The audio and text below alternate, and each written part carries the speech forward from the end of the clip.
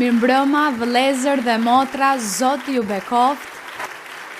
Gëzohem shumë që shoh vëllezrit dhe motrat të kënaqur, të lumtur duke lavdëruar Zotin. Kështu duhet të jetë, që kur të mblidhemi në kishë, të lavdërojmë Zotin me shumë gëzim me të gjithë zemrën tonë, sepse kjo është ajo që Zoti do, që ta lavdërojmë.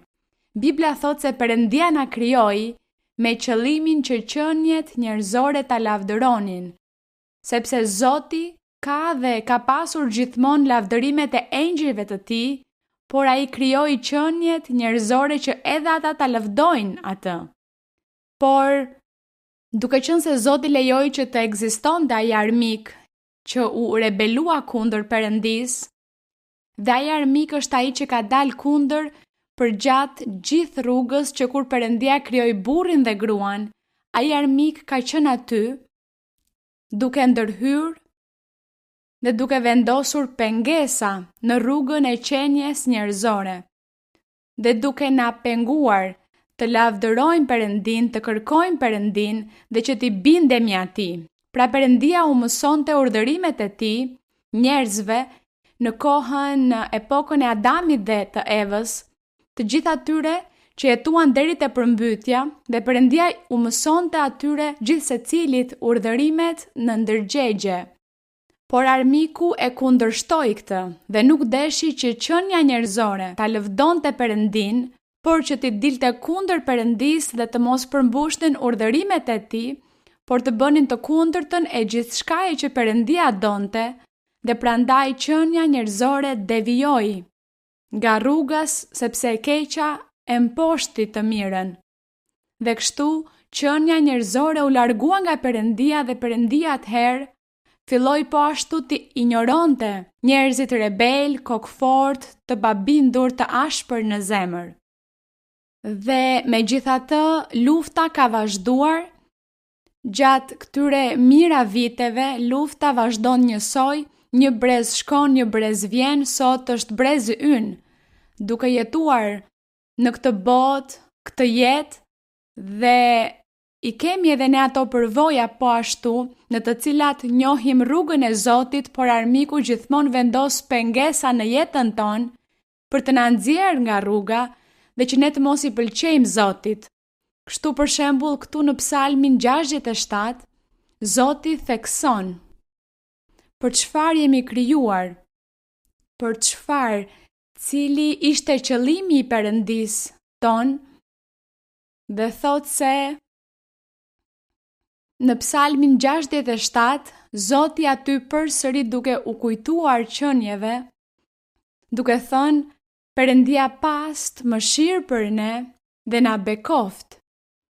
Perëndia e bëft fytyrën e tij të shkëlqejë mbi ne.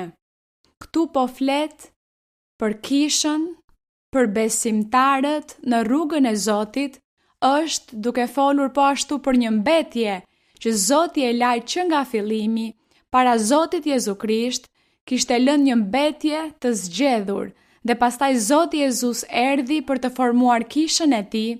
Ajo mbetje i shtohet fjalës së Perëndisë dhe vazhdon kisha e Zotit. Kështu që këtu në Psalmin 67 ishte profetizuar se çfarë ishte ajo që Perëndia donte nga qeniet njerëzore, çfarë donte Perëndia nga bota, nga kombet. Dhe këtu në vargun 2 atëherë thot: me qëllim që mbi tokë të njihet rruga jote. Thot: dhe shpëtimi yt midis gjithë kombeve. Do të kremtojnë kush? Popujt do të kremtojnë. Popujt do të kremtojnë, o Perëndi, të gjithë do të gëzohen dhe do të ngazllojnë kush? Popujt. Pra kjo është ajo që Perëndia do, që të gjitha kombet të gëzohen dhe të ngazllojnë në Zot, dhe që të përmbushet po ashtu premtimi që Zoti i bëri Abrahamit, kur i tha se ai do të ishte baba i një shumice kombesh, sepse në shumë kombe përmes besimit do të besoni në Zot. Dhe atëherë njerëzit pra kthehen tek Zoti dhe lëvdojnë Perëndin. Kështu që ne po presim që ky premtim që vetëm sapo ka filluar të përmbushet, por presim që Zoti ta përmbush atë tërësisht, premtimin e Abrahamit, që të gjitha kombet ta njohin Perëndin. Dhe ne tani po jetojmë kohë të vështira, sepse ka shumë polemika, ka shumë ndarje në botë mes qenieve, disa besojnë në Zot, të tjerë nuk besojnë në Zot, dhe ata që nuk besojnë në Zot, ata që thonë se janë ateist, po përpiqen të qeverisin botën. Të qeverisin botën që bota ta harrojë Perëndin plotësisht, sepse ky është qëllimi i djallit. Dhe jemi në këtë luftë dhe ne bijtë e Perëndis që deri tani jemi kaq pak, ne jemi këtu duke shpresuar në Zot, që ai të përmbush premtimet e tij, të na ndihmojë, të na mbështesë, të na përkrah, që ne të mund të ungjillëzojmë, të japim atë shembull, atë dëshmi, dhe që ne të mund të çojmë fjalën e Zotit te shumë persona, tani që ka shumë lehtësi në transport dhe gjithashtu në mjetet e komunikimit si interneti. Kështu që i kërkojmë Zotit që të na ndihmojë të gjithëve, të na mësojë, të na aftësojë, që të gjithë të punojmë dhe të shërbejmë Perëndis në pjesën ungjillëzuese, që njerëzit ta njohin Perëndin dhe kështu forcat e së keqes të mos vinë kaq fort kundër nesh, që jemi kaq pak, por që jemi me dorën e Perëndis dhe me fuqinë e Perëndis. Por duam me të vërtet që Perëndia të na jap atë triumf, atë fitore dhe që ne të shohim përmbushjen e atij premtimi të Abrahamit, që të gjitha kombet të kremtojnë Zotin, dhe këtu thot në këtë profeci këtu të mbretit David, ai po profetizonte dhe thoshte popujt do të kremtojnë, të gjithë popujt do të kremtojnë. Kombet thot se të gjitha kombet do t'i udhëheq. Thot kombet do të gëzohen dhe do të ngazllojnë, sepse ti do të gjykosh drejt popujt dhe do t'i udhëheqësh kombet mbi tokë. Kur do t'jetë valla ajo ditë që Zoti do të përmbush këtë profeci, që Zoti do të udhëheq kombet, sepse tani është djalli ai që po mbretëron. Ne shohim që djalli është ai që po mbretëron kombet përmes qeverive. Dhe ne jemi këtu në mes të gjithë asaj lufte. Por Zoti thot se ne duhet të jemi konstant, të qëndrojmë të fortë, të besojmë, të kemi besim tek ai, dhe gjithashtu t'i japim atij atë që ai meriton, jetën tonë apo jo, të larguar nga e keqja, që Perëndia në këmbim të na jap atë fuqi, atë mbështetje, atë përkrahje, dhe që ne të mund të ngrihemi në mes të asgjës, të mund të ngrihemi dhe të mundemi të tregojmë po ashtu botës se jemi bijtë e Perëndis, dhe se Perëndia na ka dhënë fuqi dhe se ajo fuqi do të fitojë kundër së keqes, se do të triumfojmë dhe do të përmbushet fjala e Zotit. Kjo është lufta që ne kemi vazhdimisht dhe Zoti ka dashur që nga fillimi këtë, që të gjithë ta njohin Perëndin ton. Në vargun 5 lexoni çfarë thuhet në vargun 5.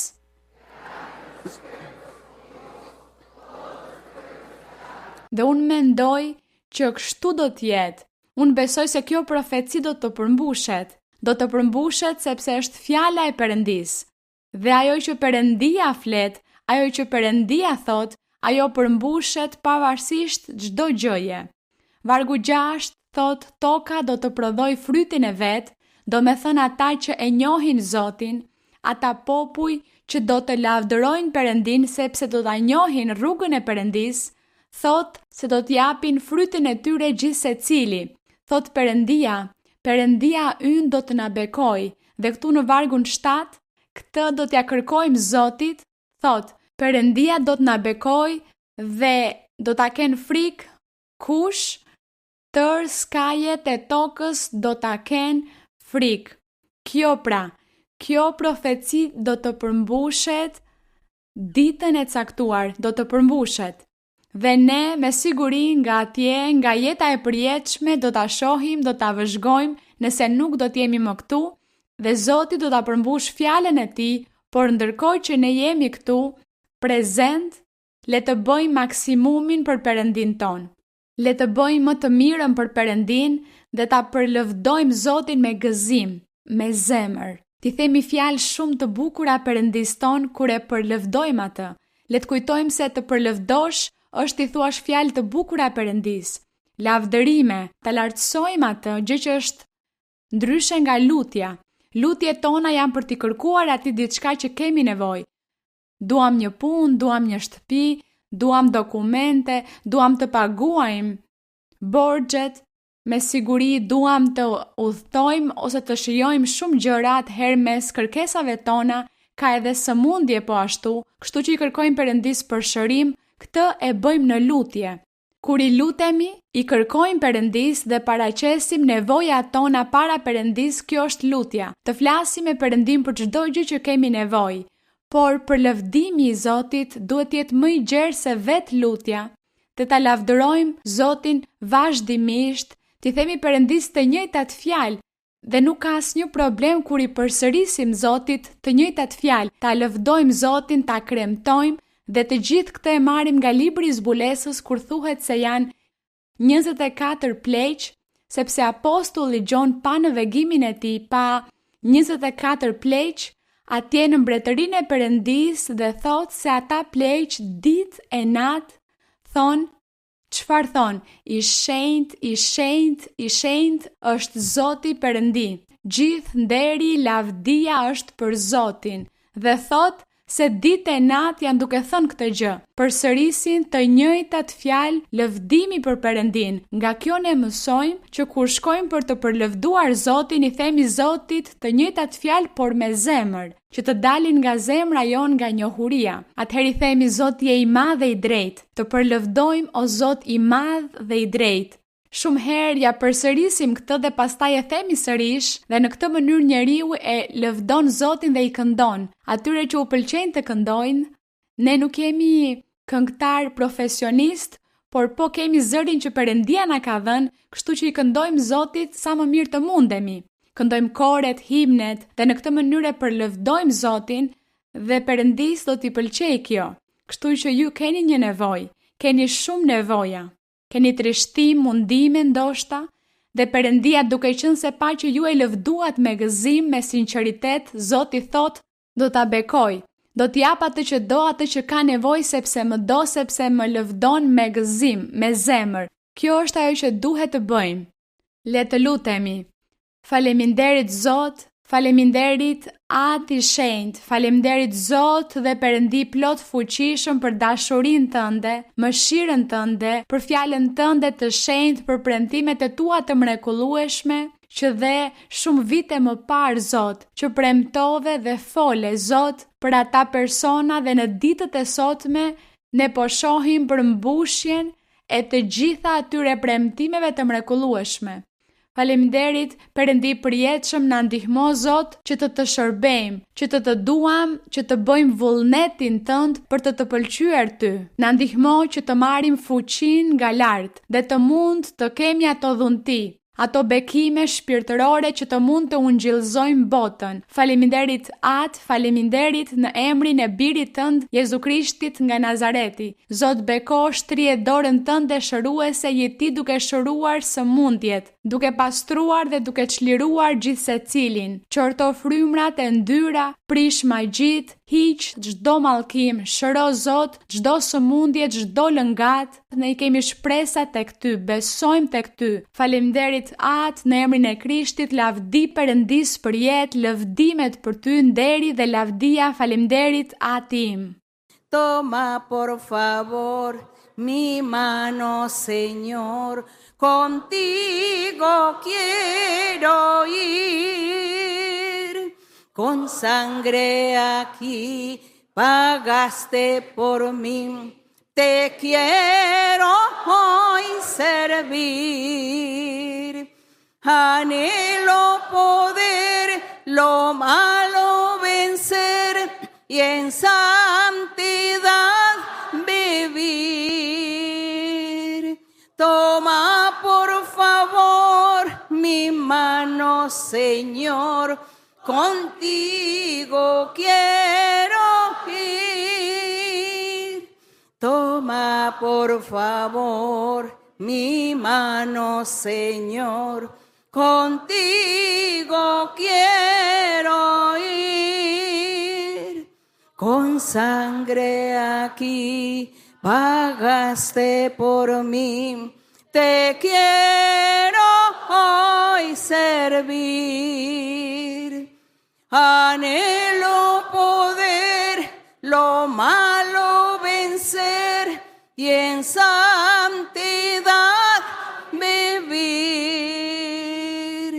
Toma por favor mi mano, Señor, contigo quiero ir.